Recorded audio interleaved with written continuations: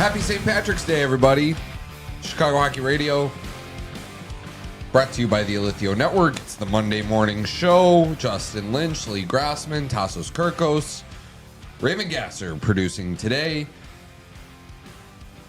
How was the high school hockey last night? It was electric. Yeah, very, very fun to watch. I saw New Trier women's play Barrington. It's not Barrington High School, so it's not Barrington Broncos. It's whatever the conglomerate in Barrington is of like the high schools around it. Yeah, it was a good game. It was a good game. It was my dad's like best friend's daughter was on New Trier. Yeah, that's I wasn't just like, yeah, let me go, you know. Maybe I would have gone and checked it out, but yeah, definitely it was a good time. It was a 5-4 overtime win. A lot of D1 commits on both teams. I wish I knew about it earlier, and then we could have gone because the boys' game was right before the girls' game. Oh, it was? I thought it was after. Oh, No. That's interesting. Yeah. The boys' game was before, and so it from what I heard, it was like most of the lower bowl was completely packed. Wow. And New Trier won that as well. So the New Trier men's and girls team both. It's always New Trier, man. It's like they dominate the Illinois high school hockey scene, man. Did you see that trophy that was recovered? Did you get to see it in the limelight? It looked like the same. I don't know if there's a different men's trophy and women's trophy, but it looked the exact same. So I was like, yeah, I think that might be the trophy that has the lore. No way. Yeah. Wow. That was one of the craziest stories. And good to see it back in the limelight there. Nice and recovered for the team. Yeah. I wish funny. they showed me on the Jumbotron, and we have a video of it. We'll have to post that somewhere at some point on something. I did see that. Yeah, very nice. We'll put it on the story. Well, that should have been the story for the show. Yeah. I'll put it up later. All right. Very nice. So the Chicago Blackhawks, winless on the road, come back home to the United Center tomorrow to face the Seattle Kraken. They wrapped up on Saturday on Hockey Night in Canada with a 6-2 loss to the Vancouver Canucks. Justin and I did the post-game after that, in which I deemed the post-game I least wanted to do of the entire year. That was hell. That was not a fun post-game show. Yeah. That was depressing. That was definitely not what you wanted it to be, for having to leave the fun of St. Patrick's Day being celebrated in the city a little early. Thoughts on, I know we're going to get into the Dickinson hit a little bit later, but, just a little bit of cleanup from the game on Saturday, guys. Yeah, I think it's just good for this team to get home because, like, it wasn't just that game. Like, that whole road trip was kind of a disaster. I mean, just to go 0-4 after that, win last week against Utah was disappointing. I think we wanted to see more, especially, calling Levshinov up, getting him his first taste of pro hockey, and he hasn't experienced a win yet. So I kind of feel bad for him from that standpoint. So definitely good for this team to get home. I think they definitely need it. A couple days off too to, kind of reset here. But yeah, I mean, that game, in terms of the game, Saturday against the Canucks, we've had a few low point games this year, and that definitely felt like one of them. I mean, yeah, it was just a tough, thing. It's like you have 15 shots against this Canucks team, but it's like, it's not always the amount of shots, it's the quality of the chances. And it's like, I kind of feel like they left soda out the dry a little bit there, especially on the defensive side of it. So that was tough to see. Yeah, and it's like, I feel like his game hasn't really been as great since Spencer Knight's coming. I don't know what it is, like the law of Blackhawks goaltending. They can't have two good goalies at once. It never works out like that. But yeah, I think just overall, a negative weekend, unfortunately, for sure. Yeah, that was a sucky game. It's one of those frustrating ones where you kind of just get outplayed the entire time, and you don't have like it was just this, it was just this, it was just it was just Vancouver Canucks were a better hockey team than Chicago Blackhawks. Although we outshot them, you're right. Like, the quality was all there for Vancouver. Like, it felt like every opportunity they had was an A+ opportunity. Not solid enough defensively. Weren't able to get a lot going offensively either, on the other hand. So yeah, I want to get Levshinov a win here, and he's been playing a lot of minutes, and I think he's looked good. And then also, Bedard back-to-back 10-minute misconducts. When are we ever going to see this again? I think the one in Vancouver was almost maybe worse than the one. Like, I still haven't. Why did he get a 10-minute misconduct? Like he was in a scrum, but like he was like kind of defending himself there. So it's like, what do you want him to do? Just like, oh yeah, just punch me. Yeah, I'm gonna do nothing. Yeah, like I don't know. Like what do you want to do? It was just him though. I think everybody on the ice and it was kind of in that scrum got misconduct. So I think the refs just wanted the game to be over. But still, it's like yeah, hopefully the first and last time we'll see a back-to-back 10-minute misconducts in the career of Connor Bedard. Up to 62 penalty minutes on the season. That's quite something. Yeah, he's gonna catch Patty Maroon at this rate. What do you guys think it is about this team and winning on the road? Like, why is it such a disparity between the home record and the away record? Yeah, you bring that up. And yeah, just to mention the records here for those who don't know. At home, they're 13, 15, and 4. And on the road, they're 7, 23, and 5. It was the same deal last season, too. I don't know what it is, man. Like, I don't know what it's weird because, like, not every team has this problem that the Hawks do. I couldn't really tell you what it is. I doubt it's like the fans, the atmosphere. It's like maybe just the vibes are stronger at the UC. I don't know. But yeah, it's perplexing. I don't really know the answer. If they played every game at home, they would be like I think they'd be in a wild card spot. Or they'd be like flirting with a wild card spot. Yeah, like they're close to 500 at home. Like they're respectable. But they look like a completely different team. I don't know what it is. It's odd. Yeah, like I know like home court advantage, it's a thing in sports, but I feel like hockey less so. But with the Hawks, it's like it's definitely that there's something exists there. I don't really know what it is. Yeah. I will say that not to give them any like excuses or cope, but like you'd rather the record be at home be a lot better than the one on the road. Like it's I guess it's not the worst thing, but definitely something they're going to have to figure out going forward, you know, with this personnel. How can you dig in and win these games on the road when you're away from home for, you know, extended periods of time, like a week on end? How are you able to still get up for these games? Yeah, you have to think it's just a mental thing. Maybe something through routines is different away versus home that just doesn't translate as well. I don't really know what it is. It's a young team too, so maybe the experience is showing off there. Yeah, it's very strange though. I haven't really seen anything like it of teams I follow. It's like just this home and away disparity. It's like they're in different leagues. Yeah. I want to talk about the Bedard misconduct a little bit more. Couple of different angles we can take this, a couple of different avenues, you know. You have him throwing his helmet down the hallway. He actually goes back and apologizes to the person who he threw the helmet at. So polite, so Canadian.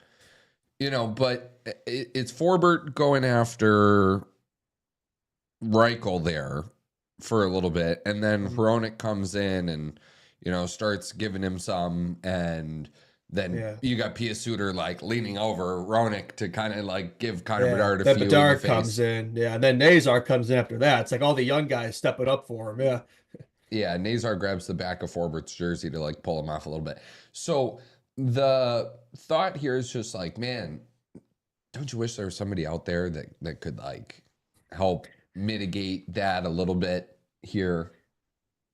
Yeah. I think Maroon was scratched that game, so he could have sent him out there. But it's like, oh, this Hawks teams really have a lot of guys who are like that. We could just send him out there and just, you know, give him the 1-2 Mayweather action, keep away from our boy. But there's something to be said for putting in those situations. Just kind of, I don't know, maybe it's like a learning experience for him. I don't know. I don't think I was really worried about him being in danger there or anything. But still, you don't really want to see Bedard in too many scrums to answer that question there. Like you'd rather see, you know, the veterans taking those hits. No, not him.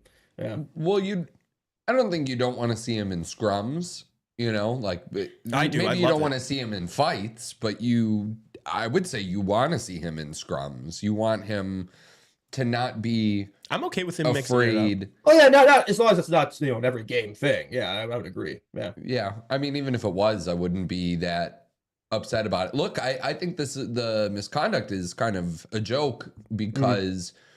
Like, you're really giving guys misconducts for sticking up for themselves now? Like, yeah, like what do you want to do? There were some big hits around the NHL this weekend. There was the one on Yuri Kulik in the Vegas game that we just watched the highlights again to. I forgot who laid that hit, but then they fought right afterward. A Buffalo teammate came in and stepped up for him. I just... Yeah, I definitely want to see him like mixing it up a little bit. I've been reading some different things.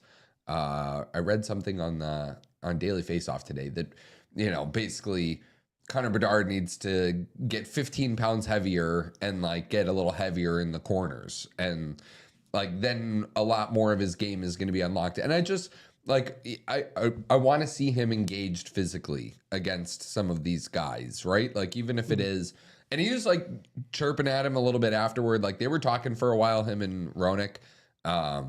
So I like that out of him, you know. Yeah, he doesn't shy away from that side of the game, right? That's an important thing for a young player, right? So I think he's shown that. So he show it more like during the games, though, not just like at the whistles. Like don't be afraid to throw the body around more often. But he doesn't really have the frame to support that, and that's not really his game. Yeah, just put 15 pounds on. Yeah, I think he's at 185. Just get the 200 pounds, Bedard. That'll solve all your problems there. Easier said than done. But we'll see if that's in the off-season training routine there. Yeah. Yeah, I mean, you say it's easier said than done. That's like his job, though. Yeah, you know what I mean. Like I know, but yeah, that's his frame. Yeah, okay. No, if there's an aspect of your game that people are exploiting, you have to do everything in your power to amend that. And like he is undersized. Like he is small. He does get pushed around a lot, and it's very easy. He does have to gain weight. And so, like, he can't make himself taller. Yeah, you know. Yeah, no, there's a give and take there too. But yeah, you're if he's going to be a center in this league, a number one center at that, you're probably correct about that. What I will say though is I've seen a lot of people like calling him, I don't know, like a complainer and like I love seeing him throw his fucking helmet after. Like, I don't want a guy that's okay with losing. I don't want a good loser. I don't want good losers. I want a bunch of crybabies that are sour when they lose and are sour when things aren't going their way. That's what I want. I don't want, because that's how I am. I'm pissed. Watching that game the other night on Saturday during St. Pat, that sucked. Like, that sucked. And so I want the players that I'm rooting for to hate it just as much, if not more than I do. And so I love seeing that. Yeah, I don't get this like discourse online. Every time Bedard shows his, frustration, it's like, oh, he's like, he's not happy, he's depressed. It's like, well, what do you expect, man? He's a teenager. He wants to win. He expects the best out of himself and the team. Like, I don't understand. This isn't a new revolutionary concept here, right? So, no, I'm glad that pisses him off. It should. He should be pissed off right now. And, showing emotions, like he gets called, NHL players get called robots all the time, right? So then they show their emotions and they get complained about. It's like, I don't know, man. NHL fans are just so bipolar sometimes. It's like they don't know what they want. I don't get it.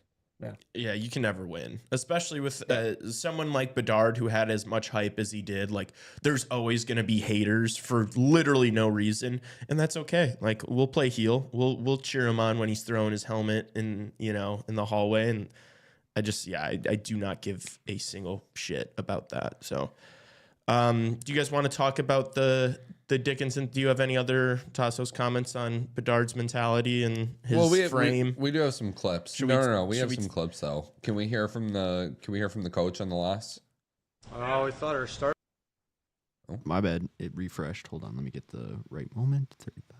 We could just keep talking about Bedard's frame if you guys would like. And here it is. What do you think were, some of the causes of the breakdowns? They didn't have that many shots, but they were pretty high danger when they did. Yeah, they were. I mean, they were magnified, like I said. Didn't read the rush well. Didn't read the coverage well. What do you think of Levchinov? Okay. Seemed like he had some really good moments, and then was also had 2 goals against. Kind of weighing both of those. I mean, he did break up like 10 or 12 plays. Yeah, it's okay. It's a young man that's trying to learn to play in NHL, right? On that second goal, do you want to see him challenge Myers, the shooter, or is it the right call for him to back off there? He got picked a little bit, right? I think their guy kind of set a screen, so he had a hard time getting out there.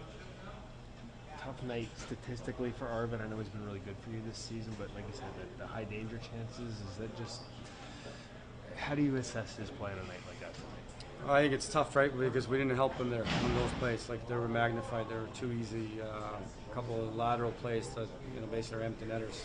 Not much you can do about those. Pretty hard on Levchinov, a little bit. And I don't really get it. Like, I thought Levchinov was our best defenseman on Saturday. It's like, oh, he's just okay. Like, there was one shift you could look at Ben Pope on Twitter where, like, the whole entire team is selling, can't get the puck out of his zone. Levchinov's breaking up every little play that comes at him. Like, I thought he had a great game. First career point, too. Like, I thought he's one of the few bright spots and was otherwise a depressing game, as we mentioned. So I don't really understand that. I don't think it feels like Soderblom. I just did it. Sorensen. Yeah, it's Swedish coach. Oh my God. It They're feels not the like same guy, Lee. it feels like Sorensen sometimes does not even watch the game. Like when he gets asked these questions, he almost acts a little surprised and confused. Deer headlights. And Yeah. then he just rephrases the question. And he's like, yeah, he was okay. He was out there for 2 of the goals and he made some good plays. Yeah, he was okay. Just okay. He's just learning how to play hockey in the NHL, right? It's like, okay, man. I respect to the reporters for like immediately asking a follow-up question, because I feel like if I was interviewing this guy and he just gave me nothing like that, I'd be like, okay, man. Yeah, I don't know. I thought Levshunov looked really good, and he's been getting like 20 plus minutes a night, which is awesome. I think he's already like a top defenseman on this team. And so, a little cringe to not hear the coach be like, at least give the young kid his props for what he did well. Yeah, I mean, it wasn't perfect. I mean, I think there was an instance where he and Vlasic kind of got caught off guard there, one of the goals. But okay, like that's fair enough. Like when we lose a game 6-2, like yeah, like you're going to be on the bad end of some of those plays. But I thought Levshunov was one of our few bright spots. He's probably been our second best defenseman since he's these 3 games up here. So yeah, I don't really get that. And he's young, like he's 19. Like yeah, no shit, like he's learning how to play hockey. Like real in-depth analysis there, Sorensen. Yeah. Let's hear from Levshunov then on his performance as well, what he thought. Yeah, I mean, it's I think just again, try to play my game, try to play confident, and again, it's hockey. Just gotta play my game, and again, try to help the team win. Unfortunately, we lost, but we're going forward. Will that first win feel sweet when you finally get it? I think. Yeah, the assist, I mean, or what? Oh, What'd well, you say? yeah, I was They going to win? ask about that next. Yeah, but yeah, Sorry? no, never mind. Are you excited about getting your first point, getting that out of the way? For sure. I am. That's unreal. I mean, to do that here in NHL, it's I'm so excited. Yeah, again, I want to score. And win. We gotta win too. I mean, so win is more important than like assist, goal, team win. It's team results. I think we gotta work for it. How comfortable are you 3 games in at this level right now? I feel good, especially tonight. Yeah, feel pretty good. Yeah, and felt my game, and I think again, tough loss. But we're moving on.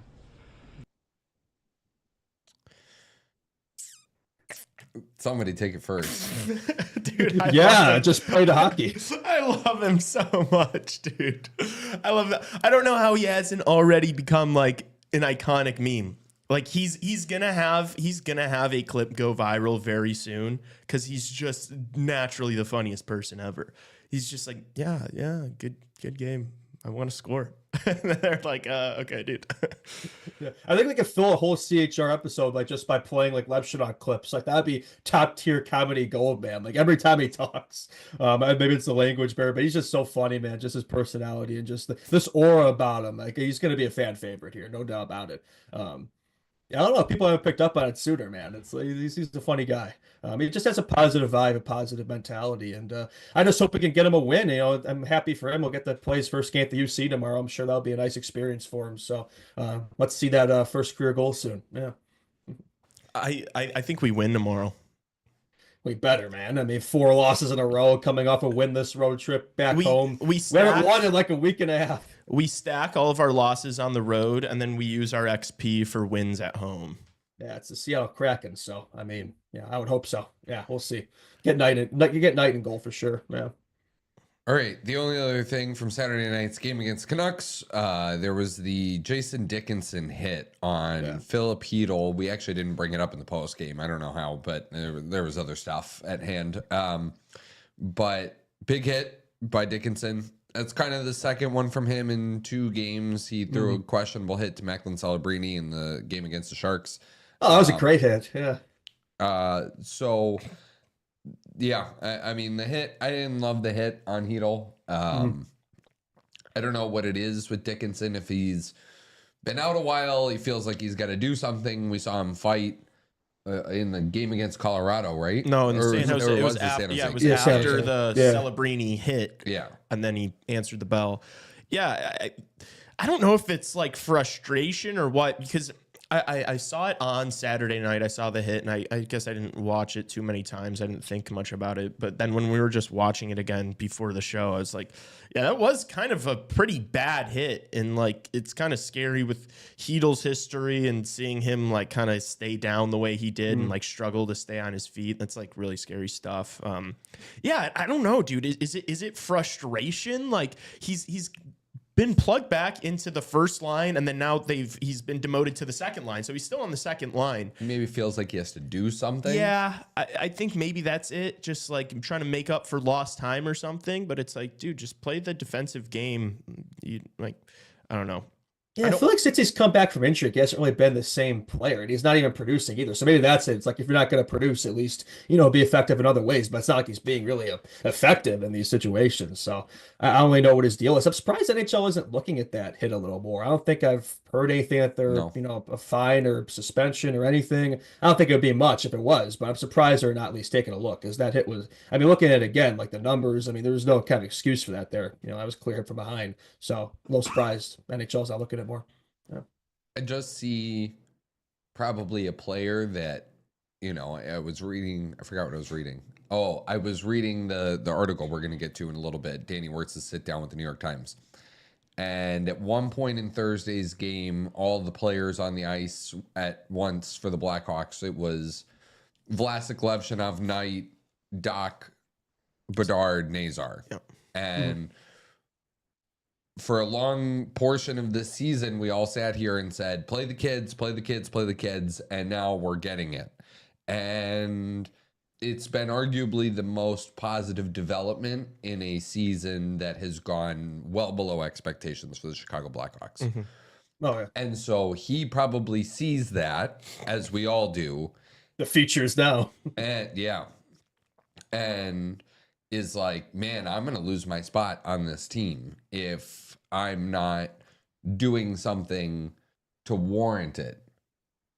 Yeah, it's a fair point. Yeah, I think his contract goes one more year, but that doesn't really mean that the Hawks don't, see use for him. It could be, get his bags packed here. I mean, I don't think he's really been provided much for this team since he's been back from injury. Not the same player he was, last year we signed with that contract extension, similar to Peter. Yeah. I think there's probably some truth to that. I don't think they will. I think they'll still be using him next year because this organization loves its veterans and stuff. But I mean, I still think he can play just play him on the fourth line, play him with shutdown guys on a fourth line. And yeah, I want to be careful because I don't want to slander him for having a physical edge, because this team definitely does need that. But the Celebrini hit and then this Chytil hit were both those weren't good physical hockey plays. They were both kind of just cheap shots. And it doesn't really we don't need cheap shots. We need, big hits that are fair and not taking days off of somebody's life, But yeah, I think overall, though, it's a good thing that hopefully these whatever few veterans we do have returning next year, hopefully they feel that pressure. I think that's a good thing, that they don't feel like they have all this job security, because they shouldn't. These young, talented players that we have are already better than them. There's something to be said for that. At least he's passionate, right? He's showing that he cares, which I think at times we question that out of a lot of the veterans on this team this year. They've been passengers. So maybe there's something to be said for that, showing that emotion. But it's it got to be used in a positive way to help the team, not drag it down. But I look at these lines, for example. I don't think Dickinson needs to be the 2C right now. I mean, I think I look at Ryko, the 4C. He's been there all year. We want to talk about playing the kids. I would swap those two right now the way they're playing. That's just a thought. Yeah. Yeah, absolutely. We can get into the lineup a little bit because there were some changes.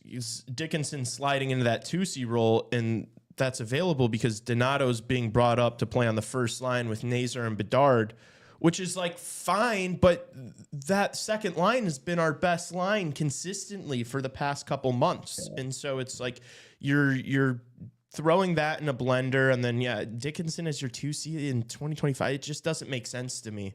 I think you're completely right, though, Justin. I think Reichel makes a lot more sense in that 2C role, and play Dickinson as the third or the fourth line center and bump Foligno down. you're playing Lucas Royko, probably the fastest player on the team, with the two slowest players on the team, Bertuzzi and Maroon. And Dickinson hasn't done much of anything. He's probably going to ruin that second line, chemistry the way he's been playing. Donato, it's tough because he's been playing so well on that line. But it's I did say this when we extended him. If we're going to keep this guy, let's get the best use out of him, right? Bedsy been struggling a little bit. He's got a hot stick, so put him there with Nazar and Bedard. That should be probably the best first line could possibly assemble this Hawks team right now. So, we'll see. Hopefully that could benefit both of those two. And Nazar starting Bedard as well. We did see that a little bit the last game, but I like that they're sticking with it. Keep those two together. We'll see what comes of that. Maybe Bedard can, worry less about the, defensive side of the game, just worry more about the offensive side, and Nazar could kind of handle that. He's a really good, complete player there. So hopefully those two can cook there. That's what I want to see. Yeah. I think that also that decision to have Nazar play center on that line shows you how much trust and belief I feel like this coaching staff and this organization has in him, because you're talking about Bedard and Donato, who also play center and have been playing center throughout the year. And so for Nazar to get that 1C, I think it's cool and it's fitting because he has been our best player, as we've mentioned, probably since the Four Nations break. So good to see him get rewarded with that. And I just want to see something clicking. If Bedard ends up being more of a winger than a center, I'm not one of those people who think that's a sky is falling situation. No. If Bedard is better on the wing, that's fine because we've been drafting centermen in the first round for the past 3 years. So if Nazar looks really good, because the pushback might be, well, we need a 1C. Well, if Nazar looks really good there, then we have our 1C. Nazar could be the center, Bedard could be the wing. I don't care if it's Bedard center, Nazar wing, whatever works best. So I think a lot of people have been saying it too. It's I know Bedard's faceoffs have gotten better, his defensive game still needs work, but it's maybe he's more of a natural winger. Maybe this benefits him. I don't know. And Nazar, I think he's probably the more complete player anyway. So I think it probably makes sense. We'll see. It might just be an experiment. We'll see how it goes. But at this point, why not try it out? We'll see. Yeah. Absolutely. And then the defense pairings, I'm so happy to see Vlasic and Levchinov. That's probably our future first pairing. And so I would love to see them for the rest of the year play together. They've been leading the team in ice time the past couple games. So keep that rolling. Hopefully they build more and more chemistry. Honestly, I would like to still see Louis Crevier in the lineup over an Alec Martinez personally on the right side. But we got to have our veterans somewhere. Yeah, I did have a bit of a tough game last game, but I would agree with you. I'd still rather him than Martinez, who also didn't have a very good game. But I like that they're not just having Artie up here just to have him up here. They're throwing him in all situations. First pair of Vlasic, 20+ minutes a night. Quarterback in the first power play. He's getting all those reps and all those experience. I think it's going to be good for him. And so far, he's passing the test, I think, for me. So, keep him up here the rest of the year and go back to Rockford for the playoffs and be ready next year. I like what I'm seeing out of him. Yeah. Absolutely. Any other thoughts on the lineup, Tassos, or should we get into this Danny Wirtz Q&A? He really was just very candid and open and honest this whole interview. I was super impressed with how just blatantly honest he was this entire time.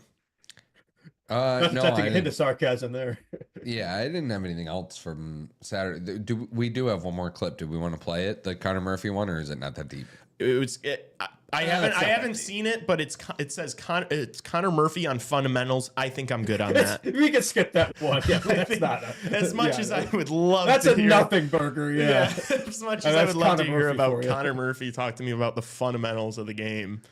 No, we can skip that. Let's get the Danny Wirtz here. Yeah. So Danny Wirtz did a sit-down Q&A with the New York Times. It was his first sit-down interview since the draft, where they selected Artem Levchinov, number 2 overall.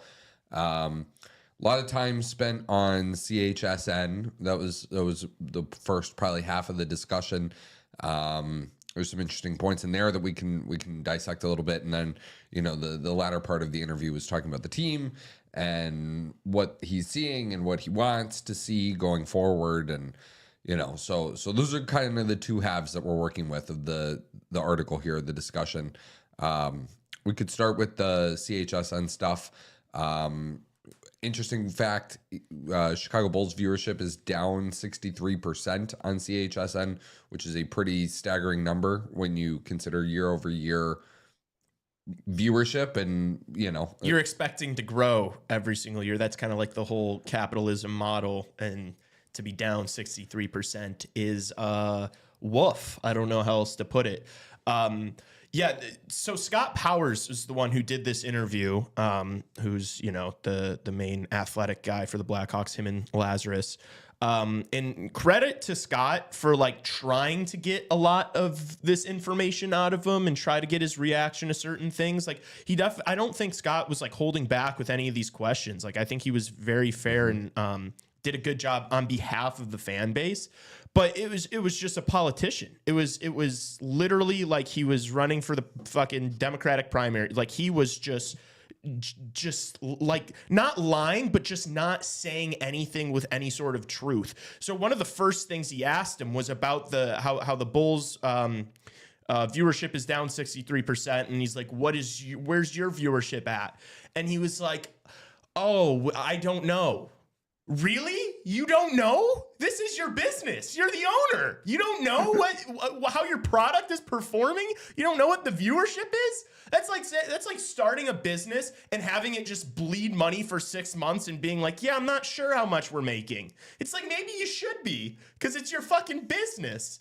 So I mean, that was obviously a lie. He knew exactly where the viewership is at. He just didn't want to say it because the CHSN thing has been such a nightmare. And then he was asked, like, he like transitioned and he was like, oh, by all other metrics, we've tested like social media, this, attendance, this and this. We're actually growing as a brand and we have pretty good brand health. And so it's like, oh, so you know about your brand health and all these other metrics, but you don't know the simple fucking number of what viewership is at compared to last year. It's like, it pissed me off, man. And all the comments on the article were frustrated too, but stupid. Well, I was going to ask that question. Yeah, well, I like to think, you know, maybe this is a basic way of looking at it, but if the Chicago Bulls viewership is down 63%, I reckon the Hawks is probably something pretty similar to that. And that's just me speculating, but I definitely imagine it's down quite a bit if he's not answering that question. I'm sure he has that information. He just doesn't want to provide it because it won't make him look good. But also, just before we even got into that interview, really his first sit-down interview since the Lepshinov draft. Like, that was kind of starking. That was pretty stark to me. Like, I think that says a lot right there. I think this ownership group has spoken a lot about, you know, being more transparent in the future. But it's like, when you're not really talking, not really answering questions, and when you do, like you said, just kind of giving non-answers, word salad, I don't think that's really being very transparent. I think this owner ranking to The Athletic, because they released a ranking of NHL owners, kind of reflects that. I believe the Wirtz family was ranked 29th in that ranking. So there you go. Yeah, because I mean, what have they done in the past couple of years? You know, it's like, yeah, it's not like they were choosing to take, you know, Nick Lardis in the third, like, you know, like your person, your GM, your front office, they were making those decisions, not the ownership. So it's like, what has the ownership actually done in the past few years that hasn't been absolutely dreadful? So I will say, just to, you know, give the other side of things here. Oh, please. You know, ownership, those like athletic like ownership rankings tend to play more into recency bias than anything. You know, like I'm sure if you had done that same poll in 2015, right after the Blackhawks win 3 in 5 years, like that's probably not the case in a lot of people's minds, right? And that's probably not how the voting shakes out. A big part of why CHSN failed or has failed to this extent is the lack of a deal with Comcast, the lack of an over-the-air option. You know, they were really, really hoping that they were going to get a deal done with Comcast. That's a big part of the distribution, right? If the hockey team was winning more games, sure, then more people would probably try and figure out how to get CHSN, right? But if you know that the team is struggling, you're not really going to go out of your way to try and figure out how it works and to try and get a package and then realize you have to pay a monthly fee, right?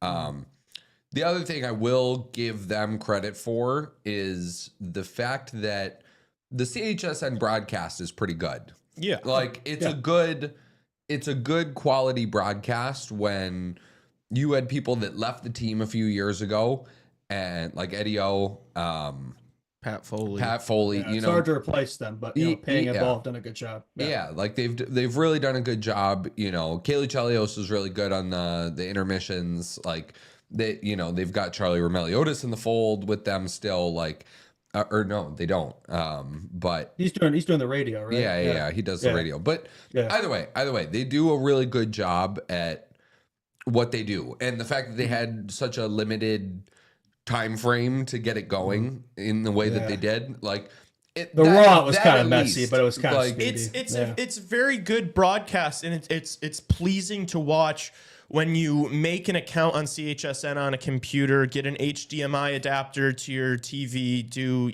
3 different like rain signs, and pray to like 8 different gods for the picture to actually finally get up there. Once you have it on your TV, once you figured all that out, and then you pay $20 a month, it is a good product. Just the problem is that you have to pay $20 a month for a product you had for free last year. And so that's the big problem. And so I'm not going to sit around here and be like, oh no, it's only because they haven't made a deal with Comcast. It's like, well, whose fault is that? Is it just Comcast's fault? No, probably not. They're probably not getting what they want in return, so they're holding out. Like that, is that not how deals work? Yeah, I mean, there's two sides. There's two sides. It's a not two-way street. Yeah, you got to pull your end. It's just on the distributor. Like it's on you too. Yeah. No. So it's just like with that, and then also where the team's at right now, it being an original 16. Like, how would you have this guy in the top 20? How would you have these owners in the top 25? Like, they haven't done anything to be warranted to be in the top 25. So I think 29 is probably a pretty fair spot for them.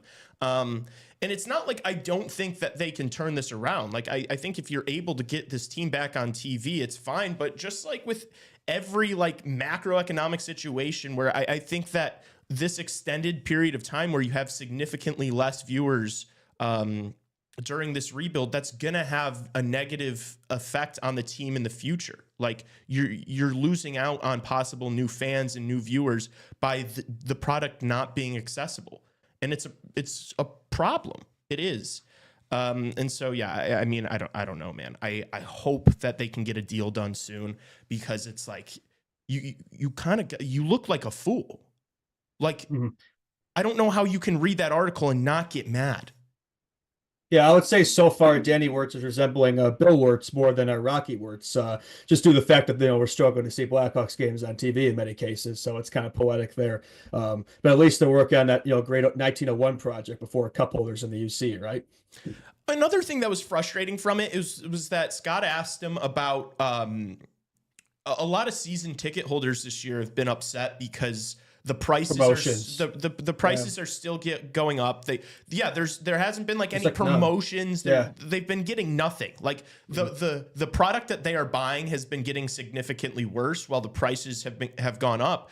And so he asked him about it, and it was just the most politician response I've ever heard. He was just like, well, for the most part, we're trying to make like 300 level ticket price. Like we're trying to keep those the same, but that's kind of our ticketing strategy where we can like get a little more value. Like they're going to try to do, he's kind of put it on like the sales team and like the ticket team. And it's like, dude, like stop. That was a horrible answer. Like if I'm paying for 300 level season tickets and my prices went up this year and I read that shit, I'm fuming. I'd be like, fuck this guy. He doesn't even know what he's talking about. I'm shocked he didn't use next season's centennial season excuse there. I was right there and he didn't even see it. Wow. And so there's been some pushback, and not pushback, but like Trevor pointed out that the Blackhawks attendance is still around 95% and that it's good. And a lot of that's been bumped up by the Winter Classic, though. A lot of that takes that into account. So it's like it's 19,000, but really it should be 18,000. It's still good before this team is at, but gotta mention that. But also, and he mentioned that, and he was like, we really appreciate everyone's loyalty. But like that you're entering like the possibility for like a really slippery slope there, where it's like they're almost being rewarded for not putting in the work to make the team better. Like Blackhawks fans still showing up right now is a testament to Blackhawks fans, nothing to do with the organization. Yeah. Like he should not for a moment pat his back and be like, look at what we've created. These fans are so loyal. It's like, no, you are hard throwing this. You are mismanaging this like crazy. Do not feel like you're doing a good job just because people are still buying tickets to see your team. Yeah, no, ditto. Well, we're showing up for the team, not for them. Yeah. we're showing up in spite of that. Yeah. I do think things will get better if they get a broadcast deal done. If the team gets a little bit better on the ice, like this is not something that it's not like the Chicago Blackhawks are going to be afraid to be a cap team when the need for it comes, right? Like they will spend to the cap. They will make this competitive. They want to be a key cog in the machine that is the National Hockey League. So, you know, I know there are criticisms, but I also, you know, want to just say that like there's probably worse situations and worse teams to be under the leadership of, and, you know, teams that you look at and, you know, maybe they're better in the standings, maybe that, you know, but it's like the facilities here. I know you were saying the 1901 project, but like that is going to be unbelievable if and when that gets completed. Yeah, when it finishes in 2045. Yeah. Is that really when it's No, it's supposed to be a 10-year project only. No, I think I saw 2040. Yeah. Oh, anyway, you can fact check me on that. I don't know. I just like, no, obviously, look, we're doing this show because we believe in this team. Like, I fully believe that the Blackhawks are going to be contending again in a few years. Like, I think we're building something really good here. I just don't think the Wirtz family has much to do with it right now. That's all I'm saying. Like, I want the owner to be candid. Like, if the fan base is unhappy, which the fan base has been largely unhappy this year, you can't just not acknowledge that and be like, oh, we have good brand health. Like, no, there are everyday working blue collar people that are spending their hard earned money on your tickets to buy your product, and they're not happy. And you have to acknowledge that. You can't just be like, oh, well, we're still patient. But that's his job, Lee, is to care about brand health. No, it's also his job to give a fuck about the people who are paying and making him money. Yeah. Like, that's insane. Like, yeah. But they are still doing it. You know what I mean? Like they, you know, like they're still going to the games, they're still buying merchandise, they're still. But if Danny Wirtz keeps doing what he's like, makes the same decisions he's made over the past 12 months alone, that won't be the case.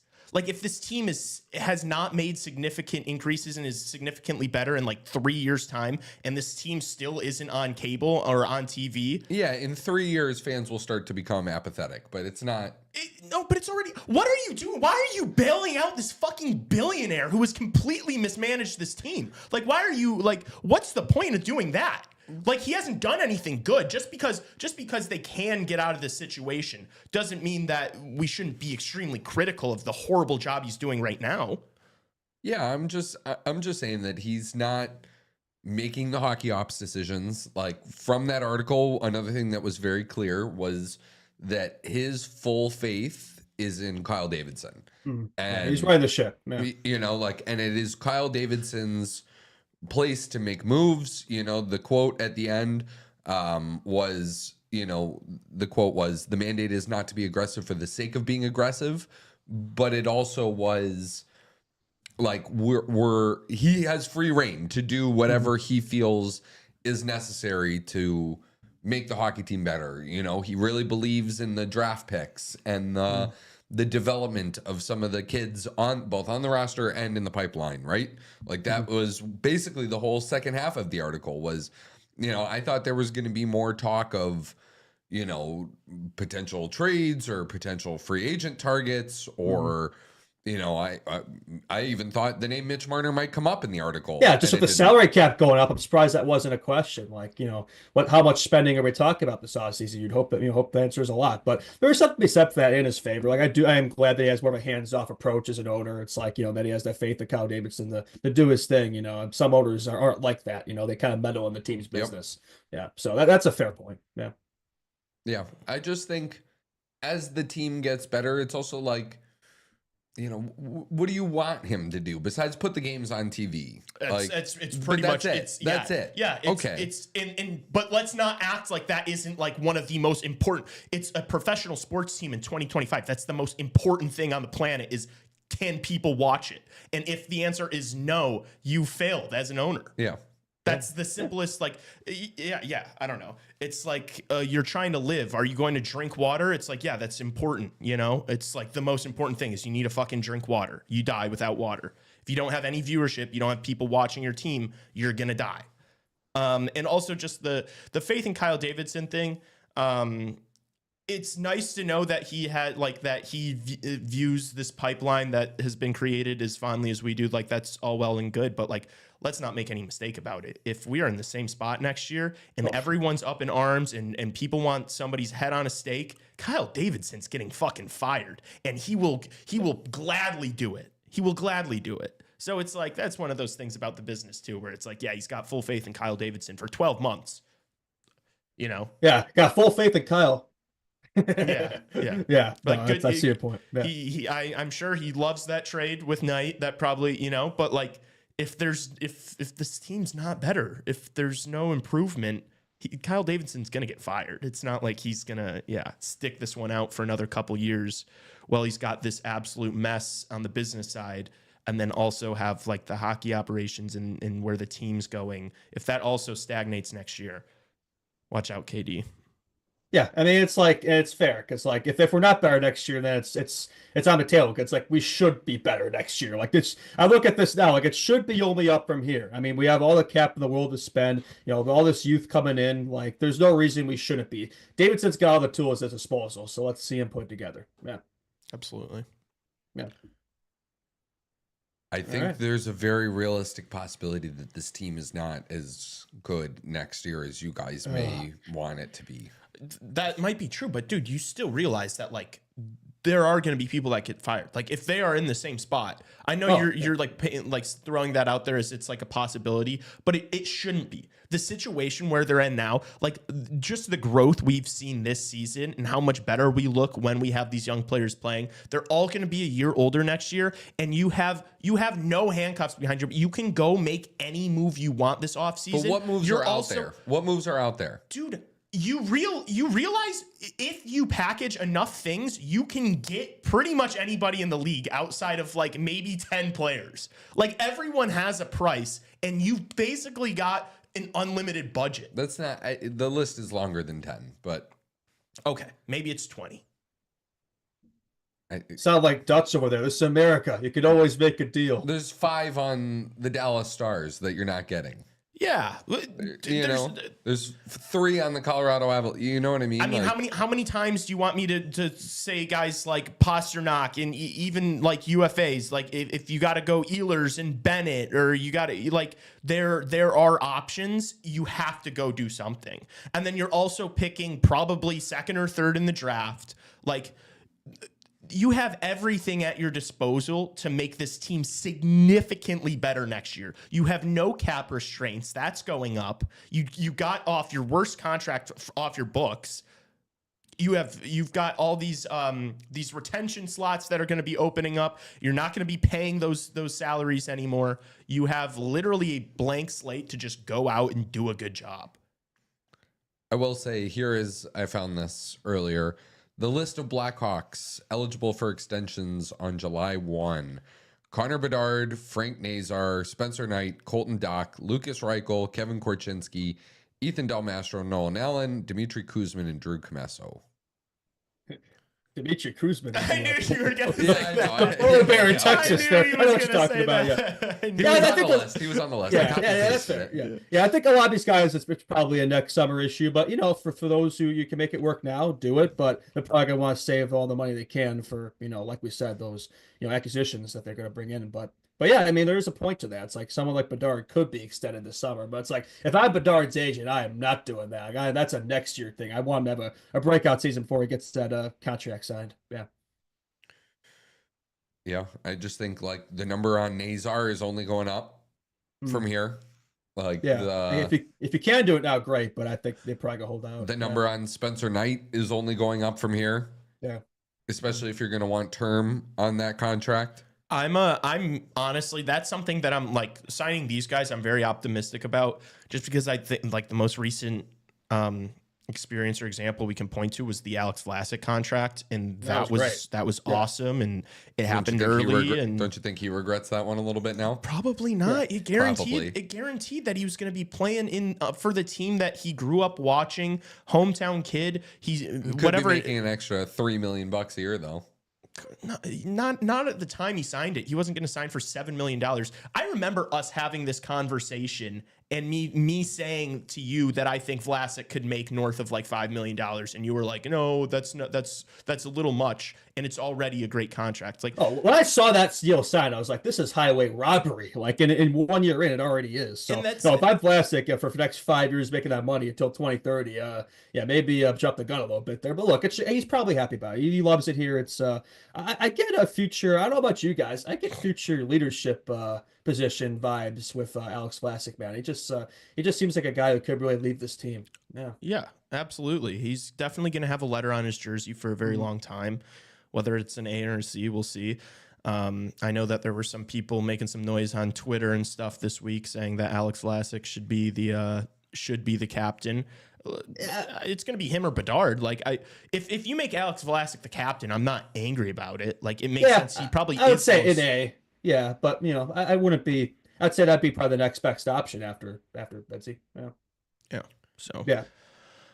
look, I think with all these guys, their contracts, like as long as they don't literally bust and end up not being NHL players, they're probably going to all be pretty good contracts. Just because with how much the cap's going up over the next 2-3 years, like if you're signing any of them for less than $7 million, you're going to be talking about how it's a good contract. Yeah, if you could do it now, the earlier the better, right? We saw it with Vlasic, so we'll see what happens there from that regard. Yeah. Okay. Anything else from the Wirtz article? No, man. No. I just I think it's important to call balls and strikes on here. Big Tomorrow baseball guy over is there. opening day for baseball. There you go. Wait, it is? Yeah. Yeah. I thought it started next week. Am I wrong? No, it's tomorrow, I'm pretty sure. It's one of those like summer, or is there like a couple teams starting? I'm thinking of the White Sox and the Cubs. I think their seasons start a while away.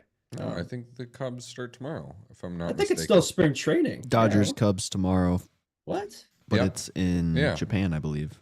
Yeah. Okay. Well, I stand corrected. Oh, okay. I thought that was still spring training. I Wonder guess who's not. going to be pitching for the Dodgers.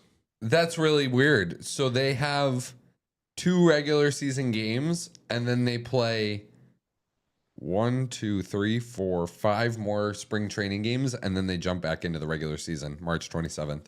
So it's kind of like that what the NHL did with the Europe series before the season started. It's one of those things. They're where it's- doing friendlies with Japanese league teams Ah, too. So okay, they were I doing gotcha. that now, and I think they play the Dodgers as like the international series opener, and then another week of spring training, and then the actual like home series open. Gotcha. All right, that's interesting. Taking a page out of the NHL's book there, MLB. Yeah. Are you guys Cub fans? Because you're in Wrigleyville. I don't know if you all are Cubs Yeah, fans. I'm so fair weathered. I just don't like baseball enough to like watch games during the regular season. It's too many games. It's too slow of a sport. I know they've done like the pitch clock thing to try to That does help. which Yeah. it does, but it's for me it's just like always been like I played a couple years as a kid, didn't like it, it was too boring. It's just it doesn't move me the same way other sports do. But yeah, if the Cubs are making the playoffs or about to, like I'm gonna be watching the end of the year and then the playoffs, and I'll get into it. But it's just like there's 162 regular season games, like Way that's too much games. fucking Yeah, insane. it's better in person, but yeah, I would agree if you just say it's from just comparing it to hockey. Just the action just isn't quite there. It doesn't move me either. I'm unfortunately a White Sox fan though, so it's a tough life there. But I stay loyal. I can't support the Cubs. Unfortunately, it's just I stick to my team. There are people who are like, oh, you can cheer for both the Sox and the Cubs. Utter woke nonsense. Pick a team and stick with it. Yeah. How about you, Tassos? My Blue Jays, I'm worried about them this year. I am really worried. I do like the Cubs just because like they're like here, and it's easy to go catch a game, and it's cheap and it's fun, and you can walk there and walk home all in the same night. But my allegiance does lie with the Blue Jays, who are entering what is going to be just a miserable season here. They're looking at their best player walking in free agency, and Vladdy Guerrero Jr. just leaving for nothing because of another poor contract negotiation by a team in Toronto. Yeah, I don't know if you guys got what I was hinting at there. A star player leaving star a Toronto player. team. Yeah. Yeah, I like that very much. Yeah, so I am afraid my Blue Jays are cooked, burnt to a crisp already before the season gets going, but that's all right. Well, you can join us there. Yeah. I do look forward to like baseball for me when the hockey season is done is a nice. Like there's no other sports to watch. Like there's no other sports to watch. Yeah, so. There's racing, motorsports. It's like golf. It's like something that's nice to put on your TV and fall asleep to. Like background noise. Oh God, background. It's a little noise. better than golf. No, I just like people in chat were like saying that like games are so much more fun to go to in person. Well, The in-person experience is night and day. Of course, but it's like that's kind of the case with any sort of form of entertainment. Like so is like the worst rock band you've ever heard in your life is probably also better in person than they are to.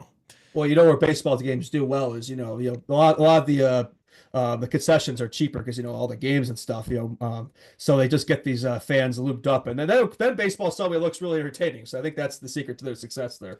Yeah, look, I think 4 beers and a good hot dog can make anything fun. So yeah, no. But the vibes are high, and also it's like more of a socializing experience too. Like it is with all in-person experiences, but especially baseball. Like a lot of people aren't even there just to watch the games; they're just there to socialize. Yeah. Especially the Cubs, it's like a party experience. So Sox fans, watch more of the baseball. Yeah, it's also it's like it's a photo shoot. It's it's something to say you went to.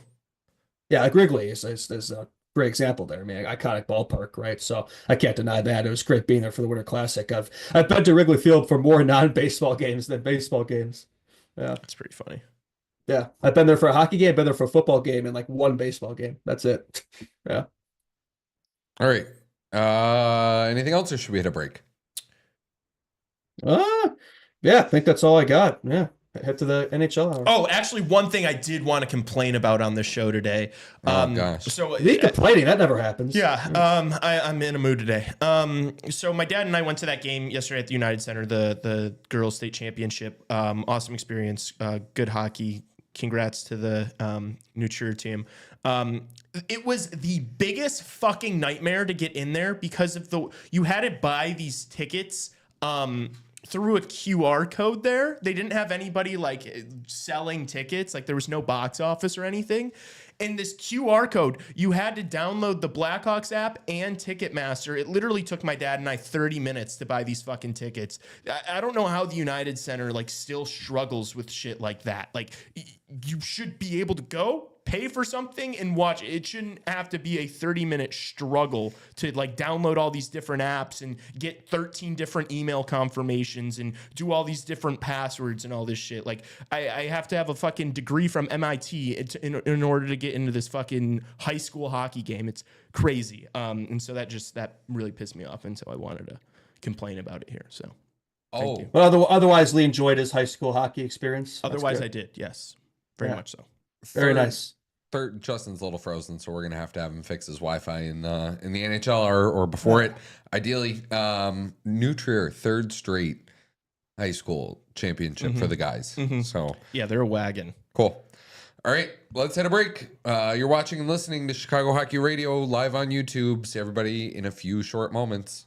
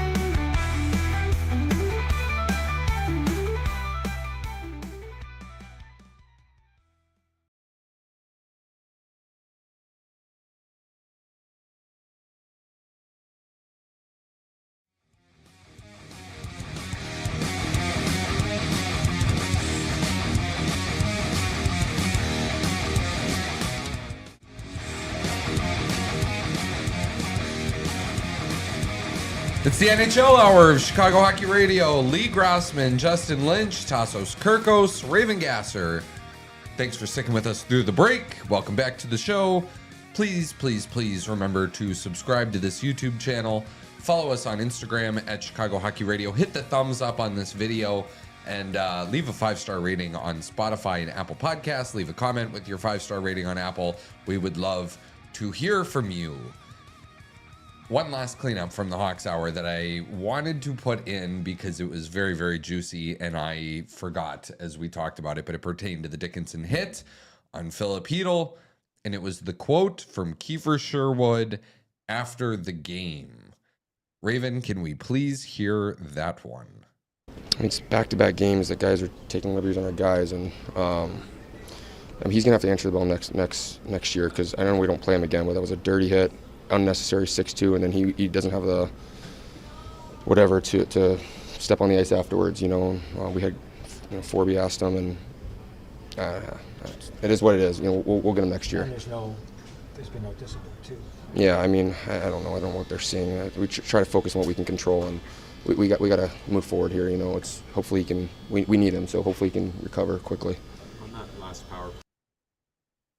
That was a very pointed comment from a very angry player. Like, he's gonna have to answer the bell next time, next season. He wanted to say We'll he see didn't a have Sherwood the Dickinson what fight. to get back on the ice after the hit too. So, not a happy camper. No. And that came after Connor Zary took an elbow to the head of Elias Pettersson, the defenseman, which got him a 2-game suspension. So that was 2 games in a row that players were taking liberties at Canucks players. So interesting weekend for them. Obviously, they get the win against the Chicago Blackhawks. They follow that up by losing to the Utah Hockey Club yesterday.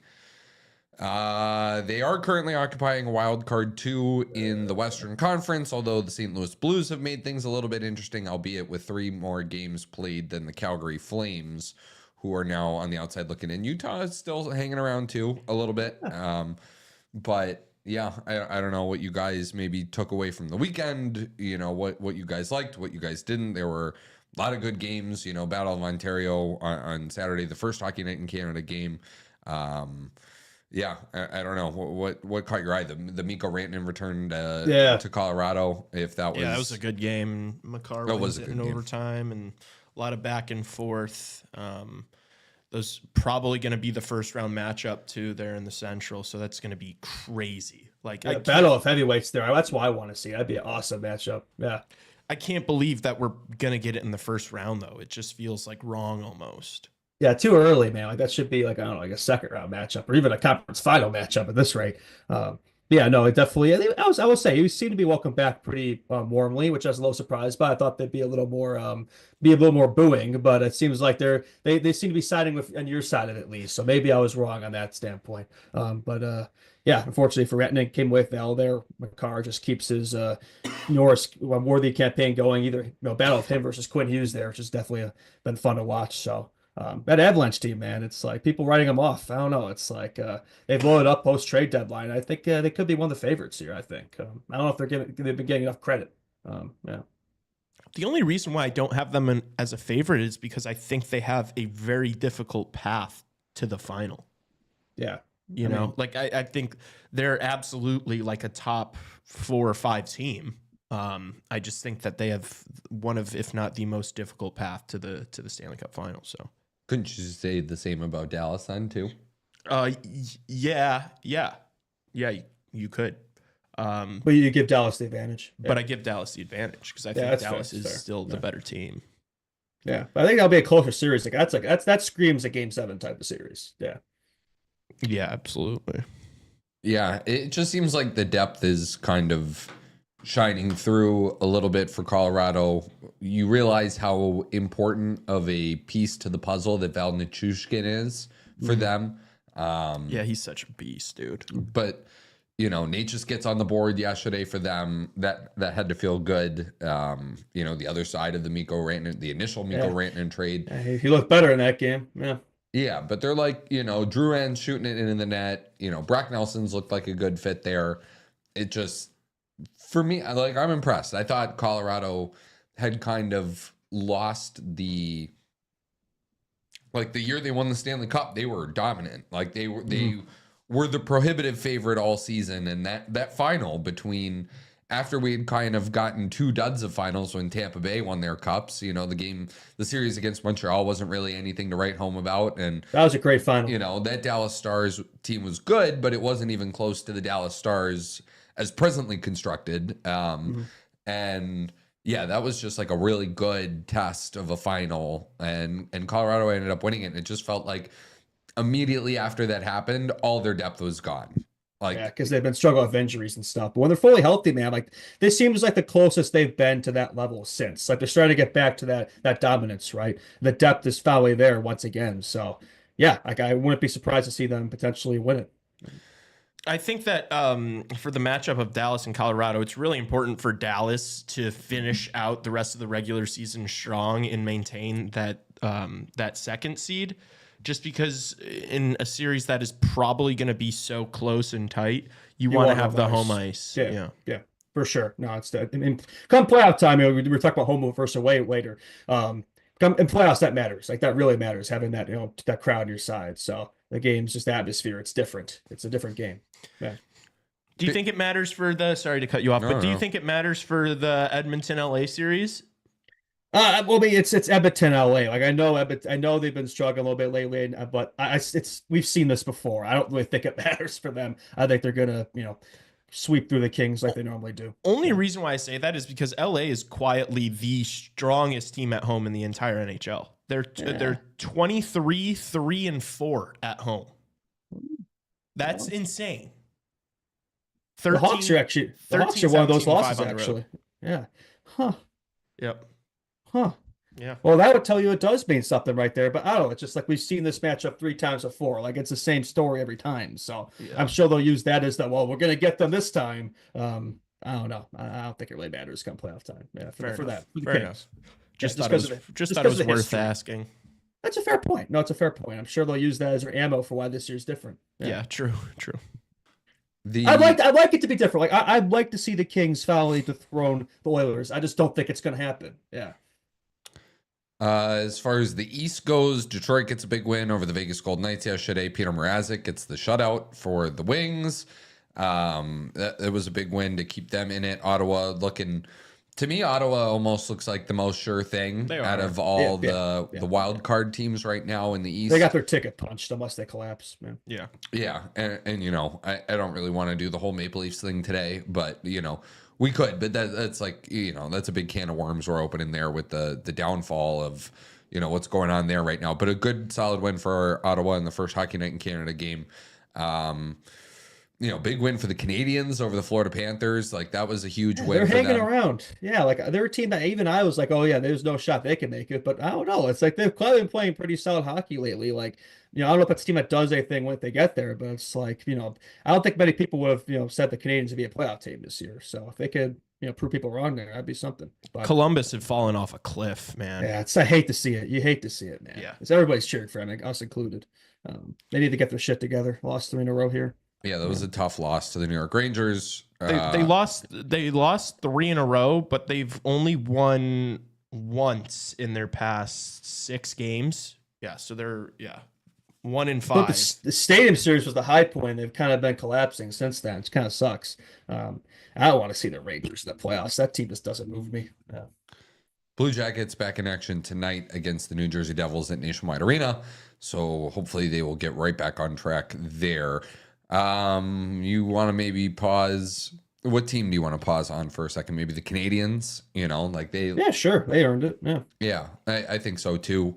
I have long been a Sam Montembeau disbeliever. No, not defender. The opposite of a defender. Hater. No. It was a good game. It was a good game from him on Saturday. Cole Caulfield, is playing like he took a snub from the U.S. team personally. Nick Suzuki even too, like he's just been really, really good for them. That's been like the best line in the NHL for the past. That's a great connection, man. Month. They got chemistry, those two. And Stavkovsky's finally started to heat up too. Second half, Stavkovsky's a different animal, man. I mean, yeah, I'm looking at his stats this year. 41 points in 63 games. Like, probably not the level that you thought that he'd Yeah. be at. It was way less than that a while ago, though. Yeah. Yeah, like this is a guy who seems to have figured out the necessary physicality that's required in his game, especially when you possess the, whatever frame he has, 6'3", 225 he's listed at. That's a big boy that, should be using that when, some of these, it's so weird, right? Like, and I think Artem Levshinov has a ton of skill, right? But he's not. How do I explain this? Like, doesn't use it enough. Like no, it's not even like it's not even like he doesn't use it enough. It's almost like when you have these guys that like dominate lower levels of hockey, right? Because Slavkovsky kind of came out of nowhere, playing in the Slovak league, and takes time to translate. Yeah, it takes time to translate, and a lot of the things that led to you putting up a ton of points over in Europe is not going to be the things that lead you to putting up a ton of points. Like, I think Levshinov actually has a ton of skill from the back end, and Slavkovsky has skill too, but some of these guys in the NHL are just like that. The skill is like, you need the skill to be able to do it, right? Like, you have to assert yourself physically as well.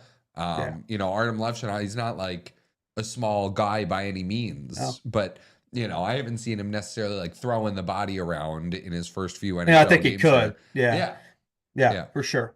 Yeah, there's a different element in NHL. You got to have that physical side of it if you have that frame. Yeah, but I see it in Slavkovsky more. He said he was watching a lot of tape of Brady Tkachuk, which is if you're it's a good guy to emulate. If you're 6'3", 225 or whatever he is, it's probably a good guy to be watching tape on. Yeah. I'm kind of shocked he only has 27 penalty minutes. Tells you, I'm sure Brady Chuck's probably well over 100 there. So he wants to emulate his game. Yeah, definitely got to get more of that nasty snarl to your side of it. Yeah. Do you actually think the Montreal Canadiens can make the playoffs, though? I mean, they can. I don't think they will. It's a streaky team. I mean, look, they're going through it right now a positive way, but I just think there are better teams in this hunt here that I would favor over them. I know the Jackets have fallen off a little bit here. I'd still favor them. The Red Wings, they're kind of on the same level as the Red Wings, I feel like. So, actually, now that I'm thinking about it, there's really only 3 teams here that they're kind of competing with. So they could. It's not, out of question. I'd probably just rank them the weakest of those 4 teams, though. The Rangers, them, the Jackets, and the Wings. Maybe rank them ahead of the Wings. Yeah. You think they're feeling the impact of not drafting Matvei Michkov instead of David Reinbacher? We talked about this. I think having him on that team right now. Michkov, Caulfield, Suzuki type of vibe. I think they could use a player like that, another game breaker there, because they got some decent pieces here, but they're also missing something. Demidov's coming. That's true. Demidov is going to answer that question next year. Damn it. But yeah, I'm sure they're looking forward to that. That's the thing with the Canadiens too. It's like there's still a lot in the way here, so the future is definitely bright for that club. It feels like they're finally taking that next step.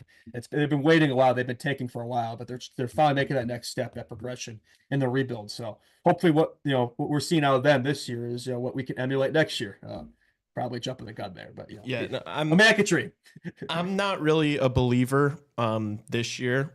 Just like, I think maybe they could grab that second wild card spot, but even if they do, it's going to be a quick first round exit to the Washington Capitals.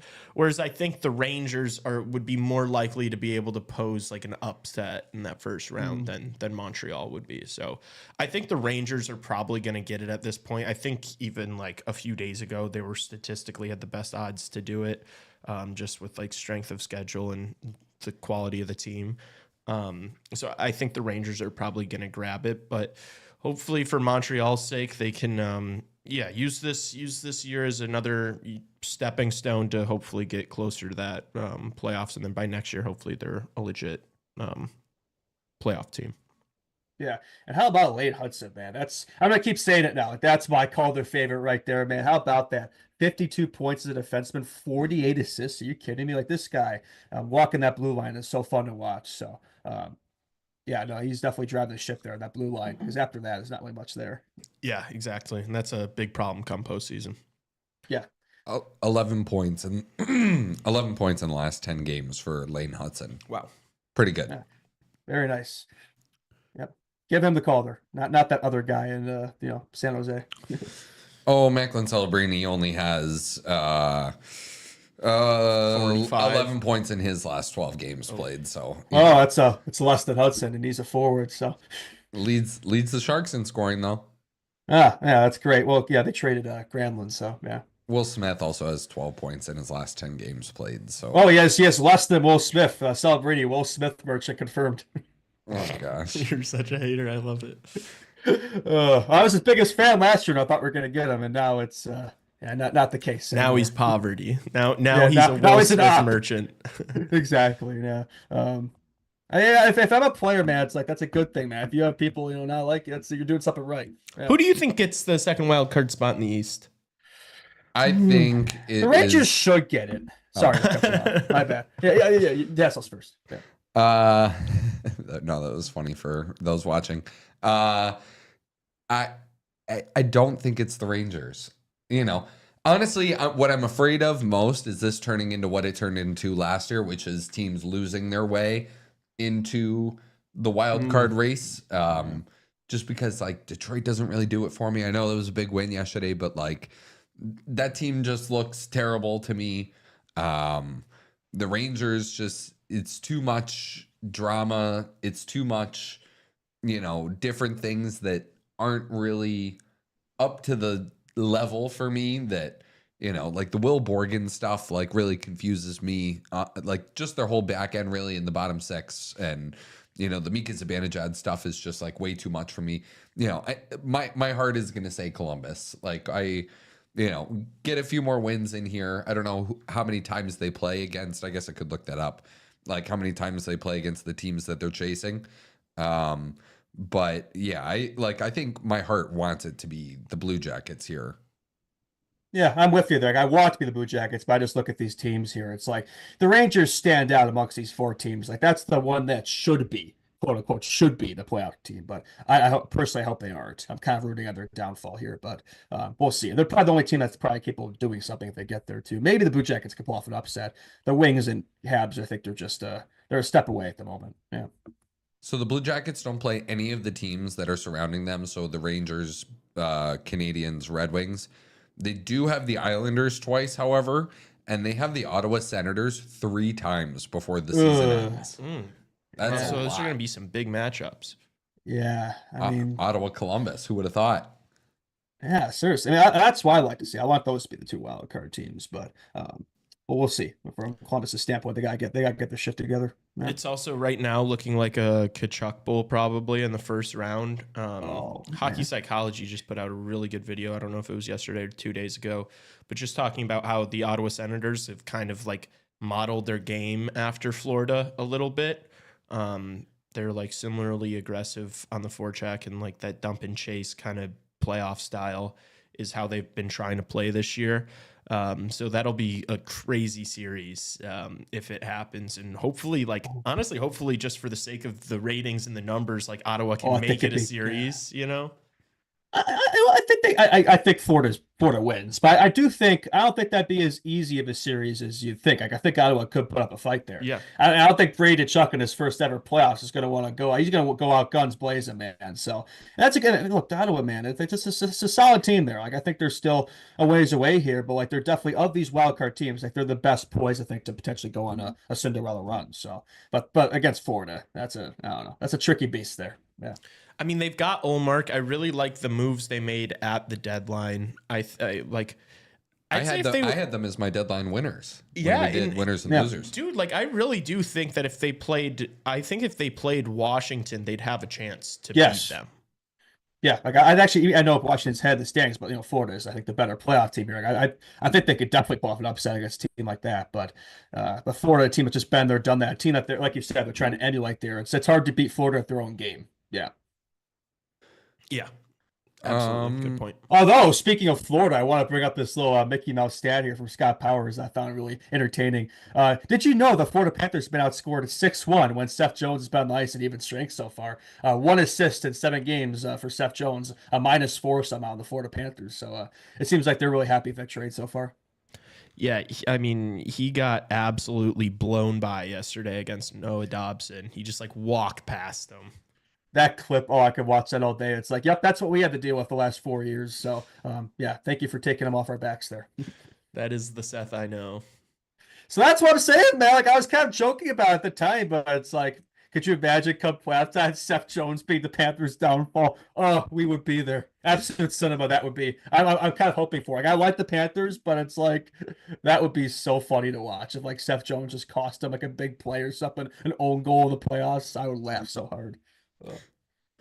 Yeah, who knows who's going to be, because they're not going to have Ekblad for the first 2 games, right? And then what if Matthew Tkachuk needs like a few more days, and he isn't ready to go for he's not even 100%. Yeah, just because he's playing doesn't mean he might still be banged up. But that's what I'm saying. It's and more Marchand situation too. Like you're still waiting for him to get back, right? Yeah. Yeah. So yeah, it's a banged up squad here. So that's the thing, right? I mean, it's like they got all the tools here, but if they're not working, properly, that's another thing. Mm. All right. What else, fellas? What else? How about the San Jose Sharks, first team mathematically eliminated from the playoffs? So that means we're probably coming up next year this week. But so you're telling me there's still a chance? Yeah, I mean, Dumb and Dumber reference. I got you there, but unfortunately, no. This won't be our year. Better luck next year. You never know. These Blackhawks could win out. Well, if they do, it's like mathematically anyway. I mean, why am I even arguing this? You're just making jokes right now. I see what you're doing. You can't fool me. I'm familiar with your game over there. We're just having fun. That's all. Yeah, what Ovechkin, else? 887 goals. I think he's 8 away now. 8 Yeah. away. The grade 8 is 8 away. That's right. So I brought this up before. I think the Hawks play the Capitals. What is it? Early when we look it up. Early April, I believe they play them. That could be the game. Like I was kind of joking about it, but that could be the game he breaks it. That would be pretty. That would be something if that was the one. Be very fitting. Let's see. Yeah, 9 games from now. April 4th. Yep. So a goal a game. Gotta get another like hat trick or multi-goal game like in a there. multi-goal. Yeah. Yeah. Oh, you know what? Or actually, never mind. I thought I had something there. Never mind. Were you about to cook? No, I tweaked. Yeah, sorry. All right. What else do you guys want to talk about? I don't know. Lee just did really thorough prep for today's show. I feel like talk about the games tonight. I think I have talked the most on the show. Yeah, no, he's talked more than me. I talked for 35 minutes, and Tassos was like, "Lee was unprepared." It's like I just fucking rambled about buying tickets to a girls' high school hockey game for 10 minutes. Nothing to see there. Yeah, but yeah, I mean, we got the games tonight here: Sabres, Bruins. That should be a interesting one. There is Buffalo's downfall continues. I can feel our audience dropping right now. You can feel it. Well, I'm trying, man. Get back. You're just sitting there on your phone talking about, man, this is going so bad, guys. I'm looking stuff up right now. I'm being prepared. Battle of Canada, Flames Maple Leafs tonight. I'm sure you'll be watching that. It is the Amazon Prime Monday night game, so I will not be able to. Actually, sorry to hear that. No, I know. Wait, what? We've talked about this. Yeah, but you don't. I don't think we get it here. It's saying ESPN Plus here. Oh, okay, maybe then. I really want your Maple Leafs to look good tonight and okay, fine. Since we have nothing to talk about, let's talk about Calgary the Maple Flames. Leafs. So the Toronto Maple Leafs have one regulation win in their past 11 games. That right? Yeah. Was it against the Blackhawks? Yes. It was against the Blackhawks. Of course it was. We were there. That doesn't even count then. We were there. Yeah. That's a Mickey Mouse win. So there is growing concern in Toronto about what is happening here. About a week ago, the discussion was contending for the Atlantic Division crown with the Florida Panthers. They then dropped the game to the Panthers last Wednesday or Thursday, where Sam Bennett, scored 2 goals and Max Domi fought whoever he fought, Nate Schmidt, and They then lose to the Ottawa Senators on Saturday. They lost to Colorado the Saturday before, and in between that is a shootout win over Utah where they blew a 3-0 lead. The team is not very good, to just be frank with everybody. Like, it's just not very, very good.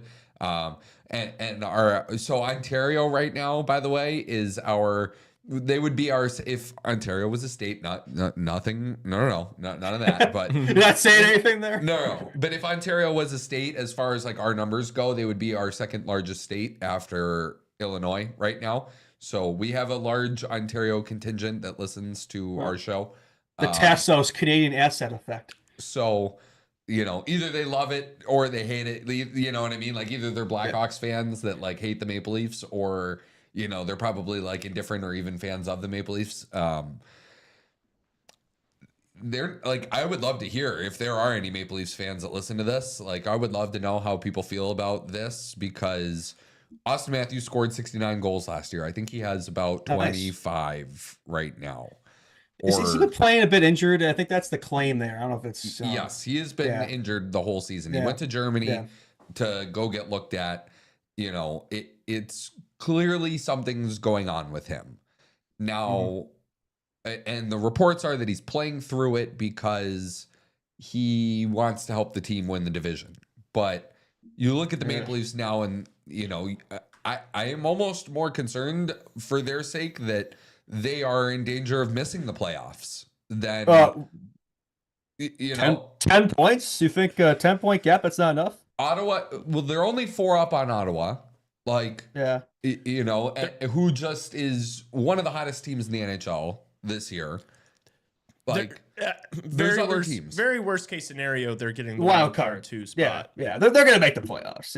Yeah. Which maybe there is a chance, Justin, they miss the playoffs. Maybe it's they're not missing the playoffs. That's 10 points. That's ridiculous. Like, I don't know if that's ever been climbed in however many games are left. Even the Leafs could have choked that. Well, it shouldn't be. They'd literally have to lose every single game to not make the playoffs almost. But maybe it's just a big brain tactic to get that wild card 2 spot and then basically be playing the teams in the Metro instead of the Atlantic. Yeah, I don't want to play Tampa or Florida. I mean, I don't think that Leafs team, I think they get cooked by both of them. So maybe it's a seeding tactic there. They talk about teams tanking. What about tanking for the playoff seeding, these divisional format? I would rather play any team in the Metro over Tampa or Florida.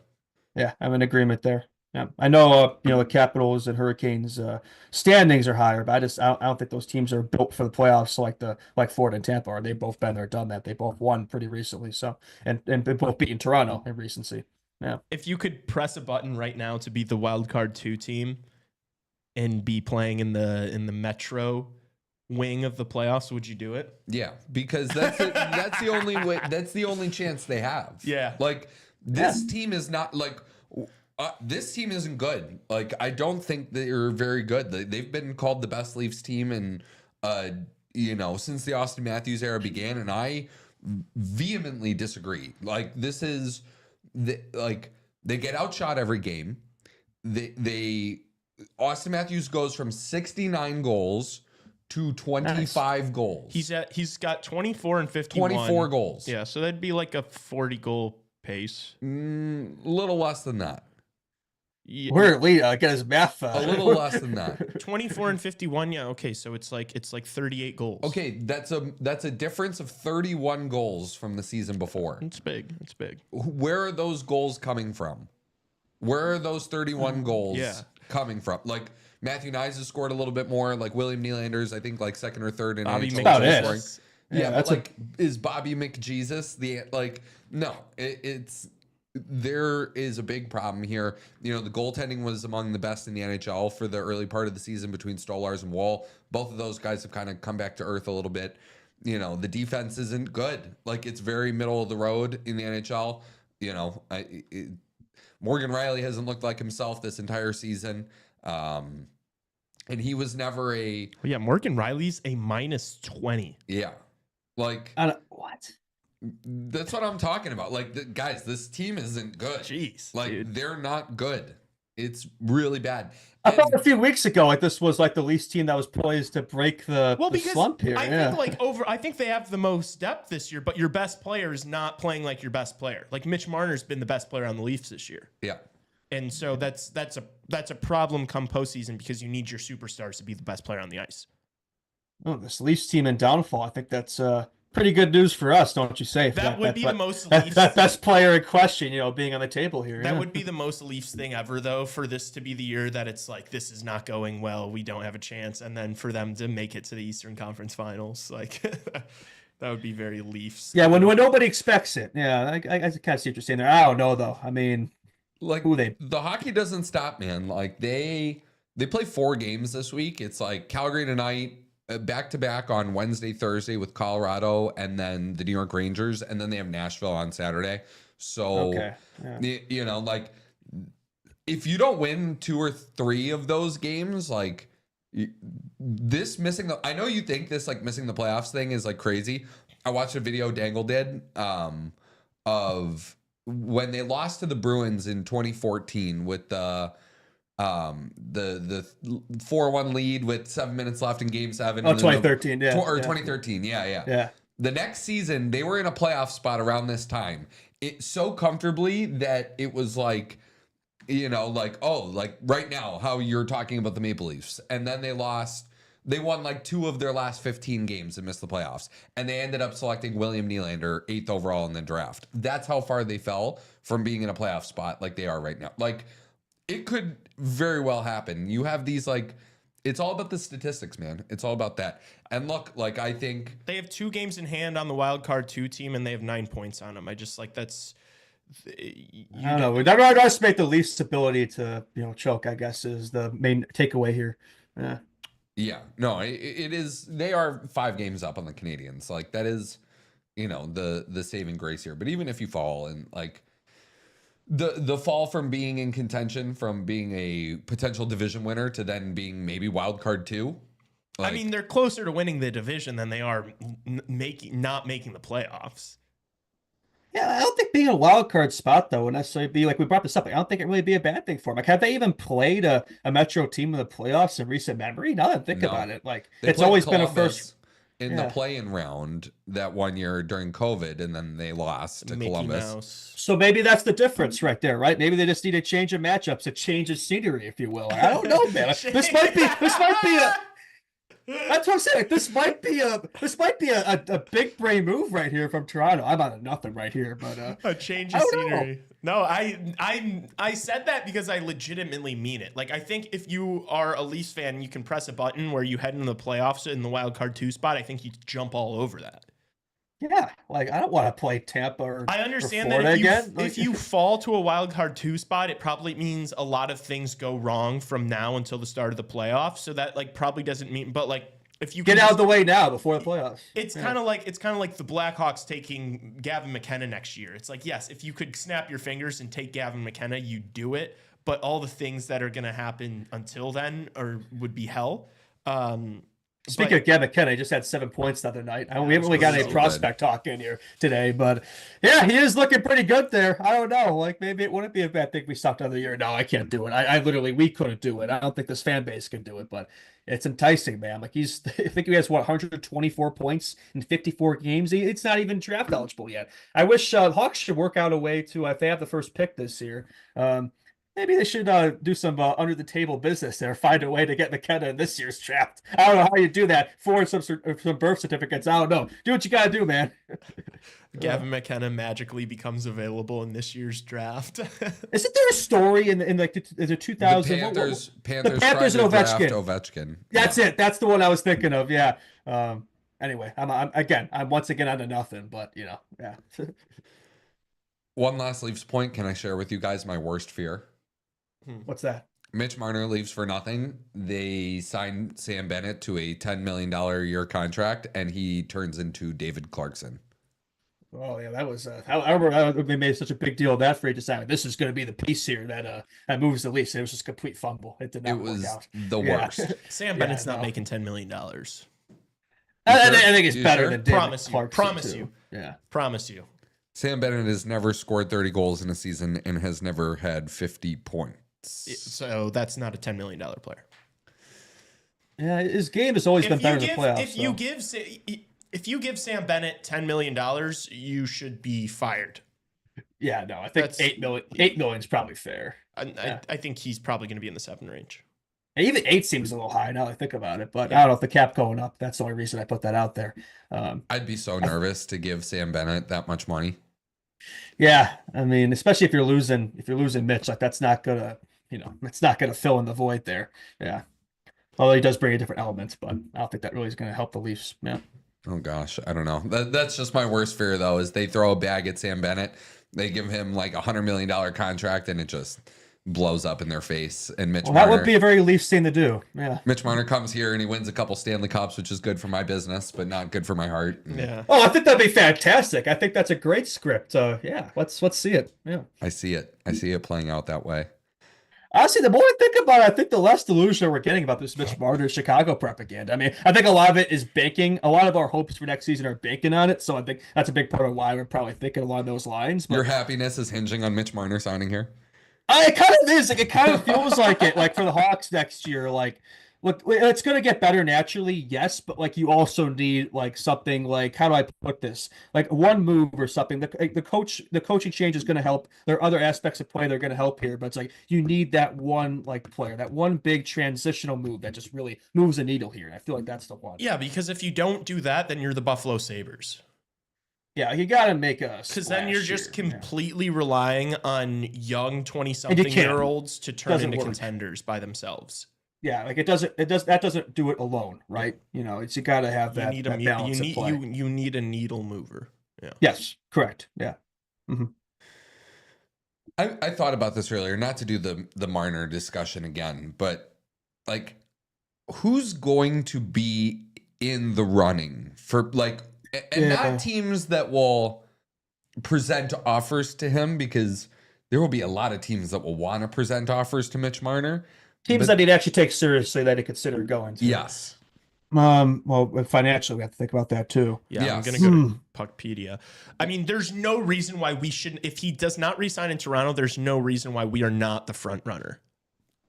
You'd have to imagine, right? Just as a mix, yeah, dude, just as a mix of the market and also how much money we have to spend, where we're at, like, situationally with the rebuild.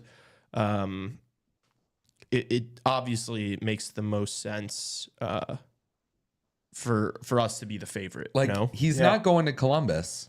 He's not going to Calgary. Like, would the Rangers be able to do something? I mean, how would they be able to make it work? Their money situation. They would have to probably move off Zibanejad. Yeah. I mean, that checks out, but that would work out for them, but I don't know. Well, I mean, the Hawks too, I think the other thing we have to consider too is like financially they make a lot of sense, but we also have to shake this kind of how do I put this, like losing culture sort of thing, where it's like we have to convince Mitch that we're closer than we are to getting back to the playoffs. You have to lie to him. Exactly, right? Like you come in and next year, boom, we're back. Like, that's somehow you got to, maybe not next year, but you know what I mean? Like you got to, if he looks at this team 31st, way out of the hunt, it's like, you might think of it, it sounds great, but like this could be years away from getting back to the playoffs. And I don't know if Mitch is really going to be interested in that. So that's one thing. Maybe he could deal with it for a year, but he might want to go somewhere that's, more ready to win now. Yeah. Yeah. But I just don't know where else, like who is that's going to have $14 million. Yeah. And he's kind of, what about the Boston Bruins? Please no. Bruins. Like genuinely, like I don't want to ask myself or Justin this question. Like genuinely, from your perspective, if you were Mitch, like which situation do you believe in more, the Blackhawks or where the Bruins are at right now? The Blackhawks. Well, that's why I said Tassos and not you, because obviously you're gonna say the Blackhawks because you and I are both Blackhawks fans. I'm on fire today. I would probably say the Blackhawks still, because I don't think he's going to Boston. Like, I think there's too much there. You'd have to really want to, like we're talking a situation that pertains to the Leafs, like John Tavares leaving the Islanders for the Maple Leafs. Like, John Tavares scored not only the the series winner for the Maple Leafs against the Bolts, which was their first series win in like over 20 years. He did the same thing for the Islanders in that series against the Florida Panthers, where I went to games in that series down in Sunrise, and they hate him there. Like, he was one of their best players, if not their best player of this century so far, and they still boo him when he goes there. Like, and he's not even from there. Like, Mitch is from Toronto, and if he went to Boston, I could just see that going really poorly for him on the personal side of things. For a like player, the Hawks, I don't think they'd have a reason to, there'd be less of a reason to, Yeah, if he goes to the Hawks or somewhere else, like Boston's the one, Montreal, I guess the other, where maybe the fan Vancouver base would get really riled up. But Chicago, the fans would be more, their anger would be more pointed at the Leafs, the management. The management, yes. Yeah, correct. Yeah, I mean, it's original 16, but we're the only original 6 team in another conference there. So it's not as much of a rivalry, and like there's not as much baggage as there are with the Bruins, for example, especially, their playoff history and all that. Yeah. They probably wouldn't take kindly to that. I've heard the Red Wings also maybe being in the mix for Marner.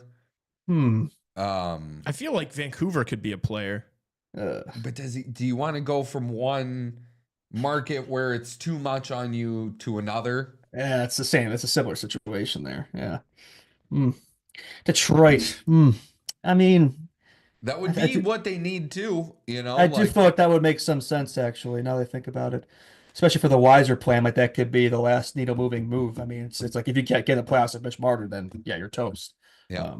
And I think cap wise, the money could work there. Yeah. Suddenly that top 6 looks really scary with. That's what they're missing. Like, they're missing that one last big piece there. You throw in Mitch Marner and suddenly a lot of those problems go away. Detroit does make a lot of sense. Another original 6 team there too. Yeah. How much cap space do they have going into the summer? They have $12 million in current cap space.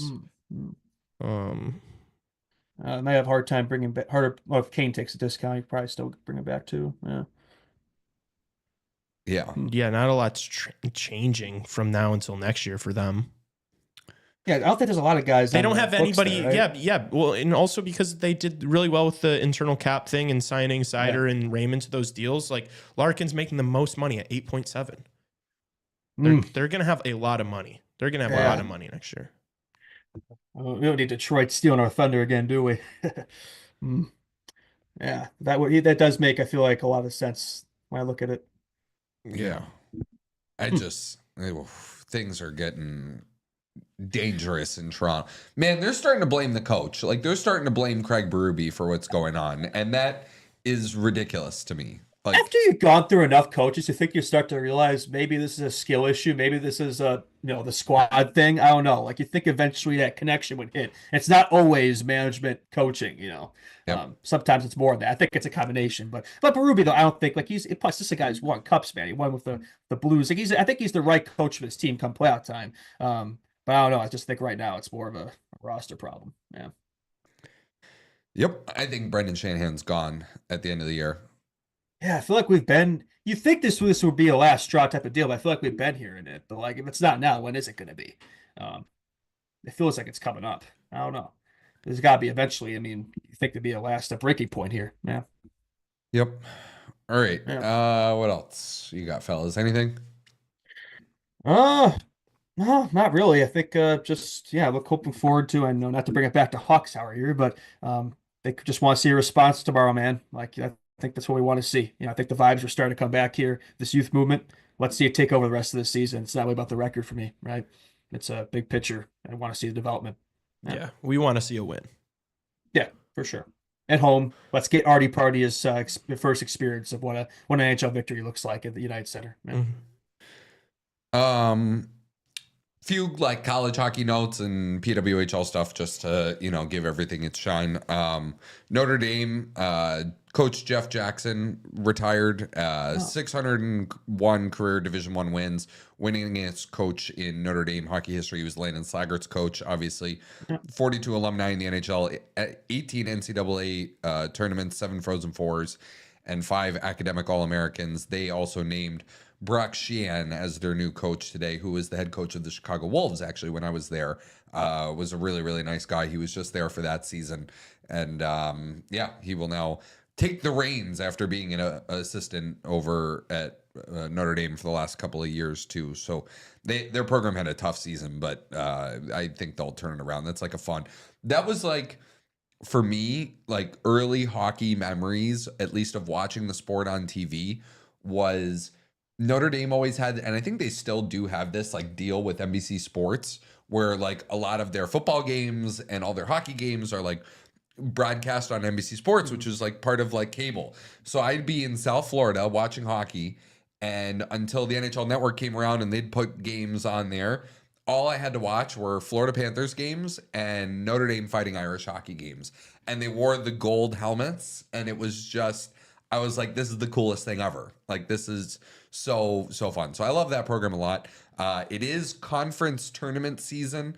A lot of them have been going on for either a week or two, and they all, for the most part, wrap up this weekend. The only team I've seen clinch a spot in the NCAA tournament so far is Minnesota State. Let's see. Let me read through some of these. Bentley will play Holy Cross in their conference final. The Big Ten is Ohio State versus Michigan State. Michigan State, Isaac Howard scored a late goal. It was a 1-0 game over Notre Dame. That was Jeff Jackson's final game as coach. And Penn State got a big upset win over, or Ohio State got a big win over Penn State in overtime. That was a huge upset for them. The St. Thomas and Minnesota State is the CCHA conference final. You have ECAC, it's Quinnipiac versus Cornell, Clarkson versus Dartmouth. And then I forgot. I don't know. Northeastern Maine, UConn, BU are in the semifinals for them. And then the NCHC is Western Michigan versus North Dakota and Arizona State versus Denver. Arizona State's had an awesome season too. Like, they have been really, really good for them too, right? It's good to see, hockey still thriving in Arizona, to show they can still make it work there. They play that infamous Mullet Arena there, so nice to see. I think they've been getting good attendance all year too, though. They're getting the hockey fix with them. So I was surprised. Bring it back to Big Ten here. I was surprised that Minnesota was an early exit of the Big Ten tournament. That was kind of shocking to me. I feel like that team is just so built for it. We'll see how they do in the Frozen Four there, that tournament. They're gonna get like one of the at-large bids. Obviously, the conference tournaments are for automatic bids, but they'll get one of the at-large bids. Yeah. So the reason I bring up is a couple big Hawks prospects of that team, Sam Rinzel, Alvar Morris. So it's like a part of me wants to see him go far. Part of me is like, early exit. Let's get on the Hawks pretty soon here. Bring it back to college play here too. I don't know if you guys have been following because I don't think we really got much Hawks prospect talk in here. But Sasha Boisvert has been doing a fantastic job in North Dakota. Yeah. Every game he's like putting up production. He's been their top producer there, and these numbers he's putting up in his freshman season, man. I don't know. I think Blackhawks prospects that go to North Dakota tends to work out pretty well there. So I think I'm looking forward to seeing Sasha Boisvert to progress here. I remember when we drafted at the time, I was like, I don't know, I would have picked. I was thinking about Iserman, but I don't know. It's like a pretty good pick now, very complete player. So nice to see him tear it up over there. Yeah, they swept Omaha on the weekend, and they will play Western Michigan on Friday for a chance to play in the final for the NCHC. All right, and then I had a PWHL note too. They set their U.S. attendance record yesterday in Detroit. Minnesota played New York. So bring it here to Chicago, and we will break the attendance record here. And we will do that because I definitely think we can get more people to a women's hockey game than the city of Detroit can. Oh yeah, no, that's my Chicago bias. Lee would like, I think, get Lee to watch more women's hockey there. I know he's a big fan, so yeah, I think we'd all be we all be there for that. In all seriousness, though, I think the PWHL, like in Chicago, like it makes too much sense. Like I don't know why I don't see Chicago's name in talks more. Like it doesn't. I don't get it. I feel like it do pretty well. Yeah, they got to do it. They just got to do it. All right, that's it for the show. I don't know what we're going to do about live streams this week. We'll figure it out. Maybe we live stream a game. Maybe we don't. Lee and I are trying to go to as many games before the end of the season as possible to be boots on the ground here. And I think tomorrow we're going to be outside the arena after the game, handing out our bags and preaching the gospel of Chicago Hockey Radio, seeing as it will be probably one of the better days out of the week weather-wise. So, all right, that is it from this show today. Nice. Yeah. that is it from this show. Subscribe to us on YouTube. Follow us on Instagram. Hit the thumbs up on this video right this second and leave a 5-star rating and review on Spotify and Apple Podcast. We will see everybody post-game tomorrow after the Kraken game and then back for the show on Wednesday. See everybody then.